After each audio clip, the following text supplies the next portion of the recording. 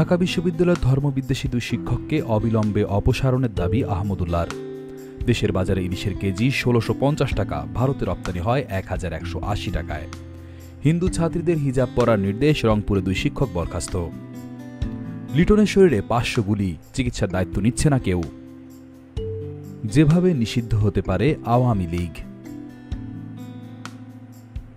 চলে গেলেন Harry পটারের professor ম্যাকগোনাগল খ্যাত অভিনেত্রী ম্যাগি স্মিথ।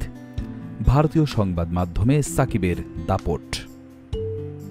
বৃষ্টির আগে বাংলাদেশ ভারত সমানে সমান। বিছানার পাশে ফোন চার্জে রেখে ঘুমে চিকিৎসক, বিস্ফোরণে দগ্ধ হয়ে মৃত্যু। ২০০ বছর পর আবু সাইদ মুগ্ধদের স্মরণ করবে মানুষ। মাহমুদুর রহমান। বাংলাদেশে সোলার প্যানেল কারখানা গড়তে চায় চীন। রক্ষণাবেক্ষণের টাকাও তুলতে পারছে না টানেল, দিনে লস ২৫ লাখ টাকা। রোহিঙ্গা প্রত্যাবর্ষণ ও পাচারকৃত অর্থ ফেরাতে সহযোগিতা কামনা।